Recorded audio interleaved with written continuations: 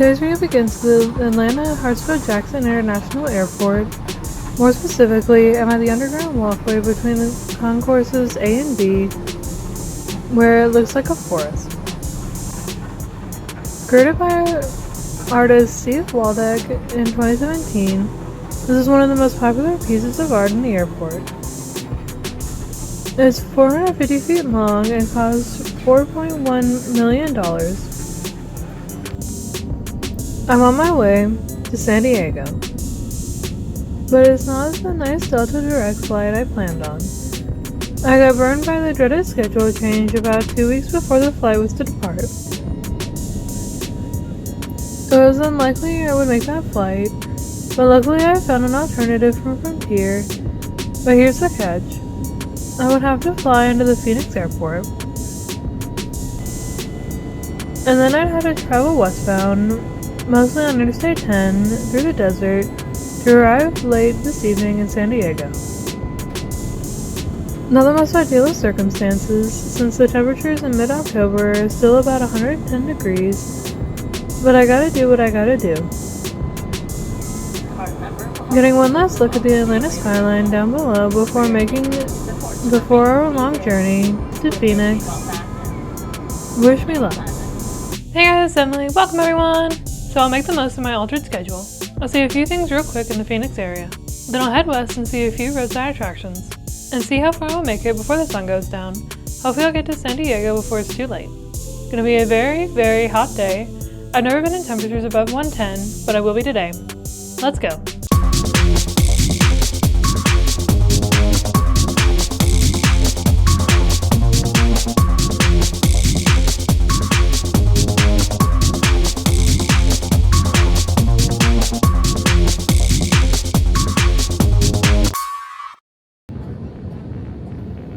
The city of Phoenix is one of the most populated in the country, mainly due to how much land is within its limits. The city has a population of about 1.5 million, and the metro area is about 4 million or so. I'm about to fly near the downtown skyline. I was last in Phoenix briefly during my cross-country road trip in December of 2023. And before that, I was here in January 2020 when my father ran the Rock and Roll Arizona Half Marathon, a race that was on his bucket list for several years. My first quirky attraction is just steps from the arrival gate for this plane. It's at Terminal 3. And here it is, this giant pair of aviator sunglasses.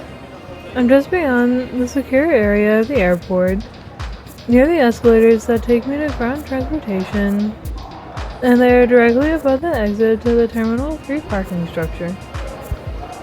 The giant sunglasses are placed on a large wall decorated as a blue sky with numerous white puffy clouds. The artist's name is Donald Lipsky.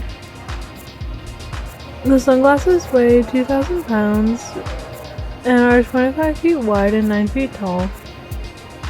The cloud wall is 90 feet wide. Heading down the escalator, and I'm hoping to see a Welcome to Phoenix message on the display, but it's not to be. Let's get the rental car and head out. I got very little time to spend in the Phoenix area, so I need to make the most of it, so my first stop is in downtown Tempe. I'm pretty sure this is close to where we dropped off data for the race 5 years ago, near the ASU campus. It does look a little familiar. Anyway, here's Tempe City Hall. But what's interesting is the shape, an upside down pyramid. This interesting building was built in 1971 and is currently undergoing a multi-year renovation. One of the architects, Michael Goodwin, came up with the idea while taking a shower. There was something about how light shined through the shower door at 45-degree angles. There is also a practical aspect to the design. Look at the A on that mountain in the distance, probably from the nearby Arizona State University. Notice each floor is shaded by the level above it. The shading keeps the building warmer in the winter and cooler in the summer. Wait, does it actually get cold here in the winter?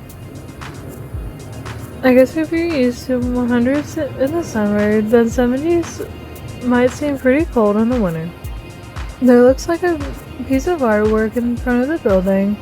It kind of looks like a metal pipe you'd find under an old sink, and next to it, a long metal rod.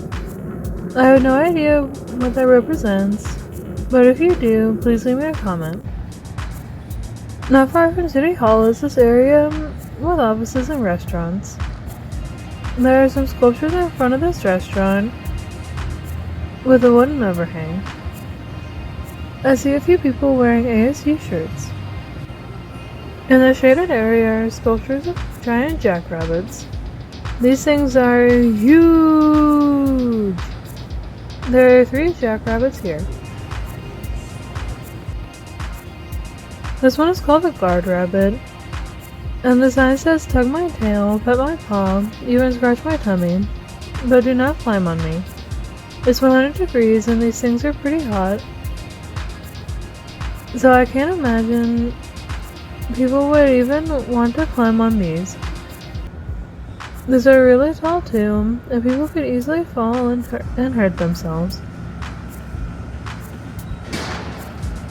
The jackrabbits weigh 1,000 to 1,500 pounds, and the tallest jackrabbit is 14 feet tall. In addition to the guard rabbit, there is a restful lounging rabbit and a groomer rabbit. These rabbits were installed in 1993 by Tucson artist Mark Rossi.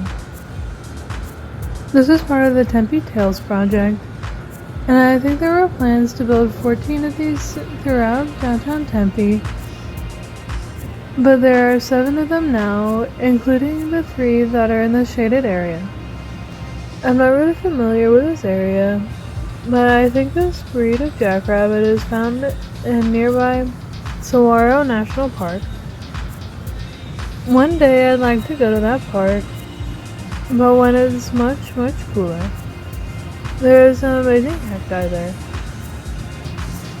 Here's another sign stating you can touch the restful rabbit, pat its nose, stroke its ears, and thump its tail, but do not climb on it. I bet this whole area is very busy because it's close to the university. This rock formation looks like it contains a fountain, but it's not running and there is no water in here. Maybe it doesn't run in the heat of the afternoon. And a turkey jackrabbit would love some water to drink right about now. There's a body of water near here, so let's head on over. Not far from where I was is the Salt River. You can see some of the mid-rise buildings on the other side of the river, and as I pan over here, check out this Art Deco style bridge. This is the Old Mill Avenue Bridge, built in 1931. Much of the Salt River is a dry river bed, which is a trickle of water, but in 1999, a dam was built just west of here, forming the Tempe Town Lake. Many of the mid-rise buildings on the other side were constructed after the lake was formed. One quick note about the dam. It failed in 2010, almost completely draining the lake. The dam was repaired a few months later, and the lake was refilled using water from the nearby Roosevelt Lake. The dam was considered unreliable, so in 2016, they constructed a sturdier, more reliable dam. The lake is surrounded by parks, including where I am, which is an artificial beach. There are walking paths along the lake, and you can even fish from the lake during the winter. The last half mile of the Rock and Roll, Arizona half and full marathons cross the Old Mill Avenue Bridge, and the swimming portion of the Ironman Arizona event takes place in the lake. Not much activity on this walking and biking path, probably because it's 105 degrees right now, But this looks like a fun area for Tempe residents and students of ASU to enjoy. This is a nice section of Metro Phoenix. I stayed near here in January 2020. I wish I had more time to explore today though. So as I leave the city of Tempe, I'll first travel across the Old Mill Avenue Bridge. Looks like there are strings of lights on each side of the bridge. I bet that's pretty at night. Keeping with the water theme, I'm now at Arizona Falls. This has been a local attraction since the late 19th century, when a canal was built from the Salt River. When the canal reached this point, a rock formation was found, and it was decided to have the water fall over the rock formation, forming a man-made 20-foot tall waterfall.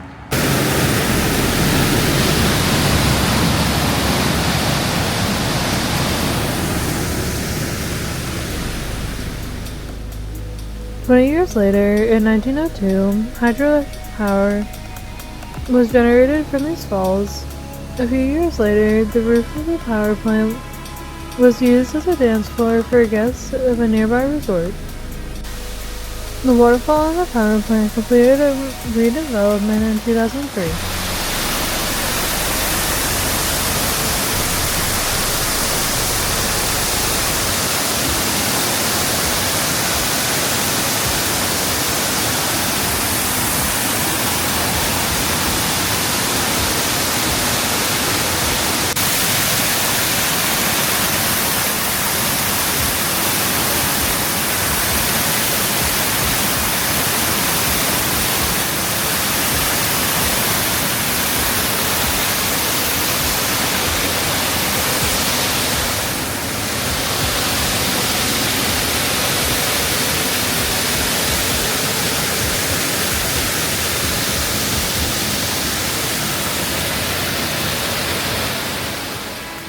'This has become a small gathering place. It also powers 150 homes.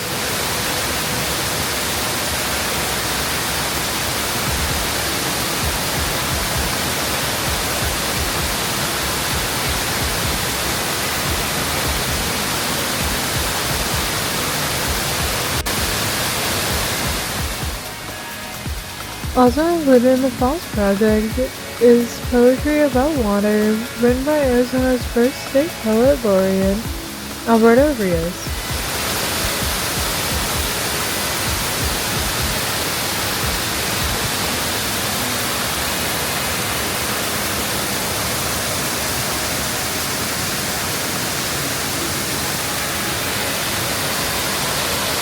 After its 2003 reopening, the falls has also received an Environmental Excellence Award, was named Best Public Art by the Arizona Republic, and was a finalist to become 2004's next Phoenix Point of Pride.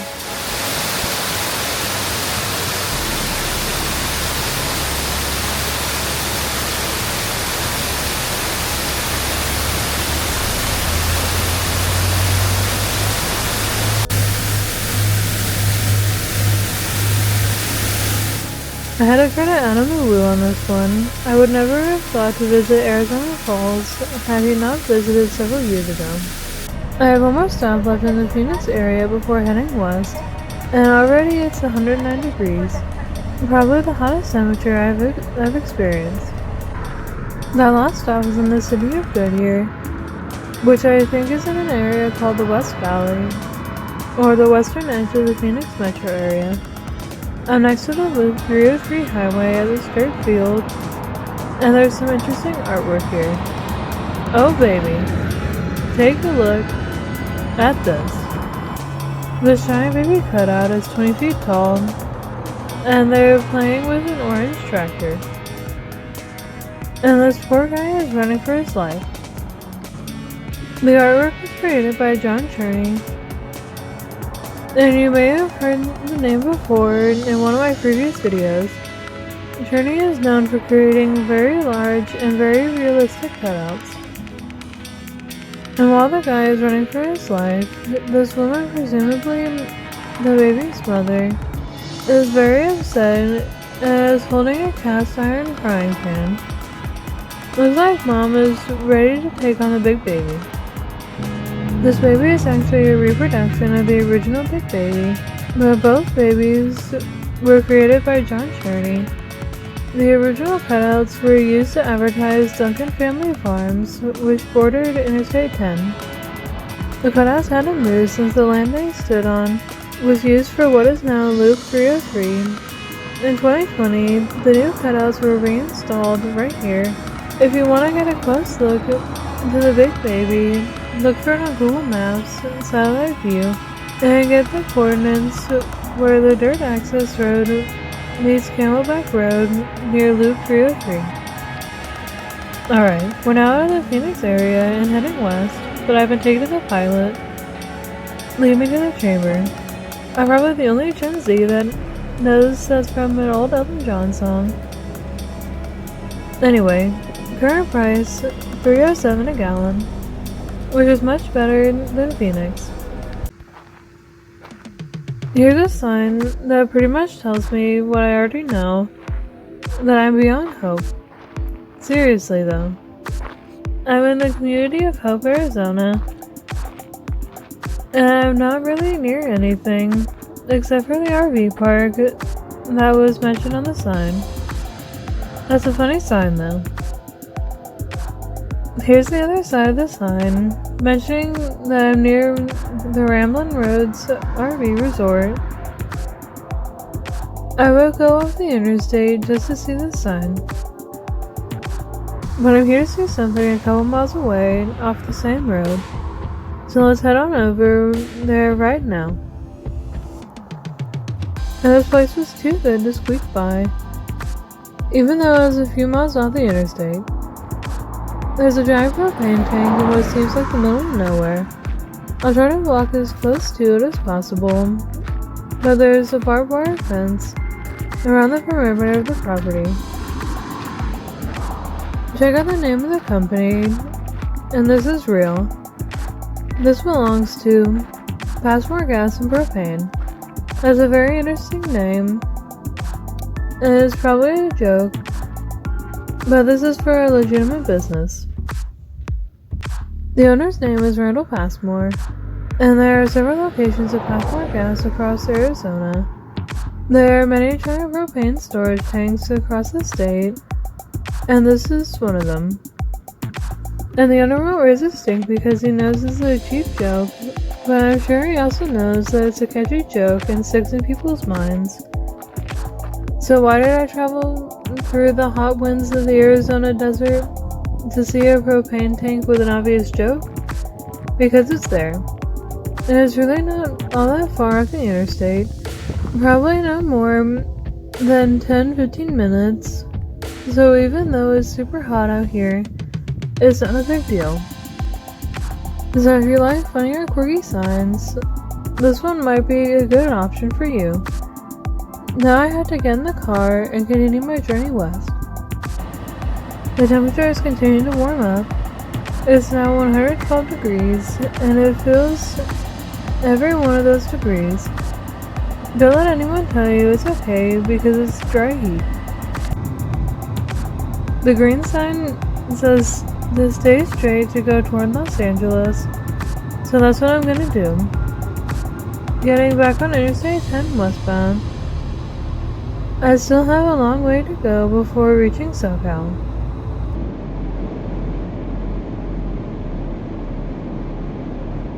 Now in the city of Quartzsite, about a half an hour west of my last stop, and I'm also not too far from the California state line.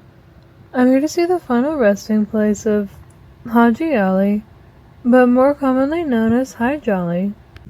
This marker says this is the last camp of High Jolly. High Jolly was hired in 1857 as a camel herder in the U.S. Army's Camel Corps as part of the Corps' plan to create a wagon trail across New Mexico and Arizona, ending at the Colorado River. The Camel Corps was disbanded when the Civil War started in 1861, and High Jolly returned to Quartzsite where he did a number of jobs, including mining and delivering what was called the Jackass Mail. The cemetery is named in Hi Jolly's honor. The pyramid is made out of multicolored petrified wood and quartz, and you see it's topped with a camel, noting Hi Jolly's service in the Camel Corps. It was dedicated in 1903. Here's a close-up of the metal camel cutout that tops Hi Jolly's grave marker. Interesting story, when the Camel Corps was disbanded, the camels were set free to fend for themselves in the desert. And somehow they found a way for a while. Some of the camels had children. The last camel flock was seen in 1942. The small marker notes this monument is on the National Register of Historic Places. This is also a testament to how beloved Hi Jolly was in Quartzsite. The community spent many weeks building this beautiful grave marker for Hi Jolly. I wonder what this single lock references. The marker on the gravesite notes Hi Jolly was born somewhere in Syria around 1828 and died here in Quartzsite on December 16, 1902. He was a camel driver, packer scout, and served this country for over 30 years. Another prominent person that is buried in the cemetery is George Washington Connor, better known as Buck Connor. He served as a Texas Ranger, had a movie career during the silent film era, and was a founding member of the Screen Actors Guild. He and his son were interred on their property in Quartzsite, but both were moved to the Hi Jolly Cemetery in 2008.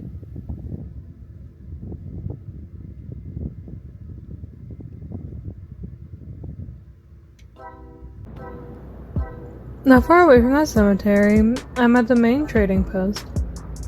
There's a lot of Indian-themed souvenirs and trinkets, and I'm not too interested in buying those type of things. But over here under the t-shirt sign is what they say is the world's largest belt buckle.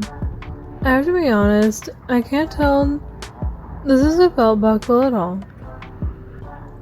There are a few other things to look at outside the store. Take a look at this decorated camel. I'm guessing this is an homage to Hi Jolly, spotlighting his services in the Camel Corps.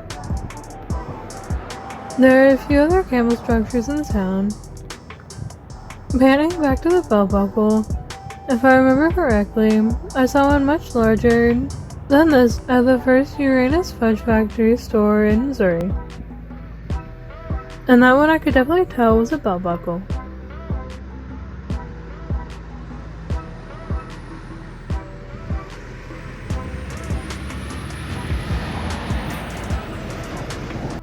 There's another camel over here, also decorated with blue and red stars.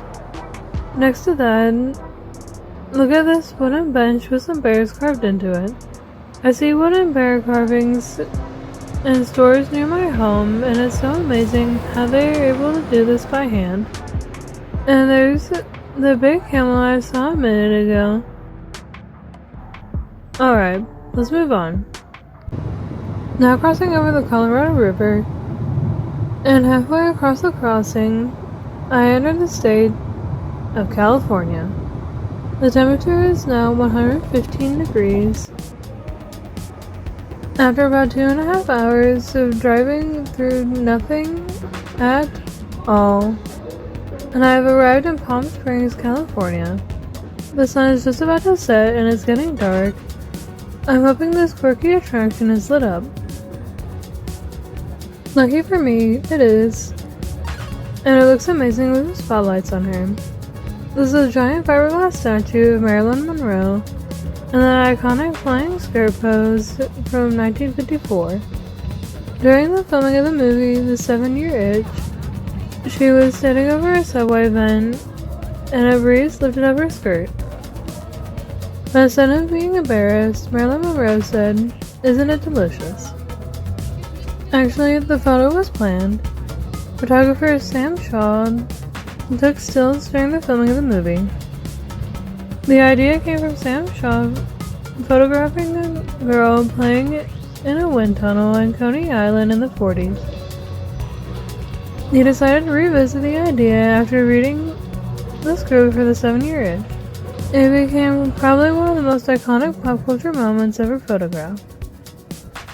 Most everyone knows about Marilyn Monroe. She was a very popular model and actress in the 50s and early 60s. Married to baseball player Joe DiMaggio and playwright Arthur Miller. Sang Happy Birthday, Mr. President to John F. Kennedy. She also had a rough childhood and committed suicide at the age of 36. I want to see more of this Walk of Fame, but it's too dark now. Nearby statues of Lucille Ball and Sonny Bono, but they're tough to see in the dark. Sonny Bono, once married to Cher, was mayor of Palm Springs and then served the city in the U.S. Congress until his death from a skiing accident in 1998. Let's check out the current temperature, at least according to the car thermometer. You see how dark it is? And the temperature is still 103 degrees. Palm Springs is very popular, and it's beautiful at night. I do want to return soon.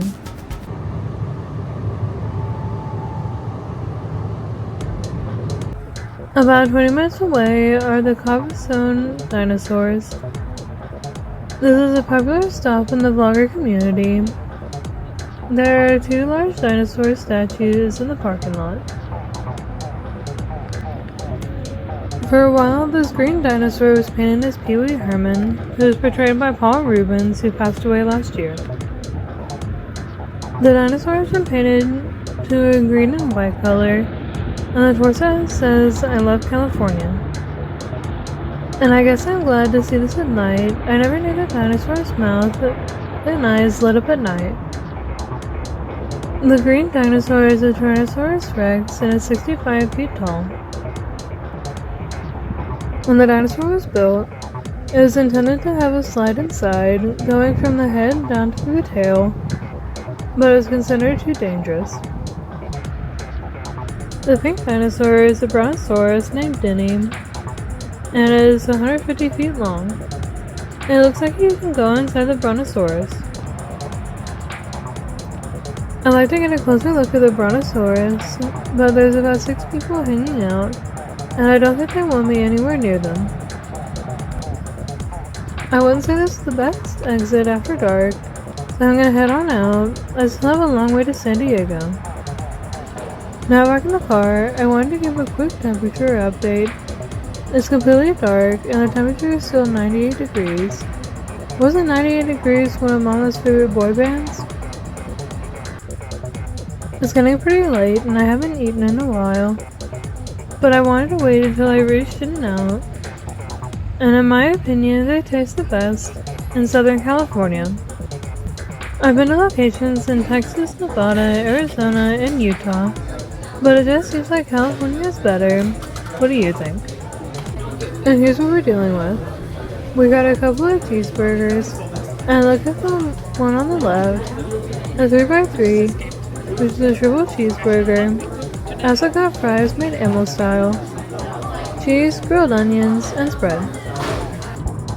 Now to the home stretch, I'm on Interstate 15, just about an hour or so away from San Diego and my hotel.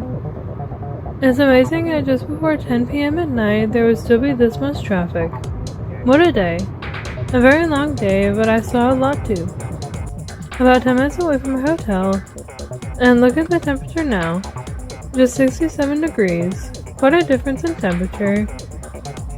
And it's also foggy because we're close to the ocean. And that's it. I'm really, really tired. So I got up at 2 a.m. Pacific time, and it's now 11 p.m. Pacific time. So my day was about 21 hours.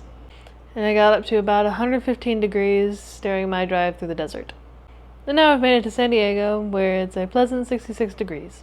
And now I'm going to sleep. I'll see you next time. Thanks for watching. Bye!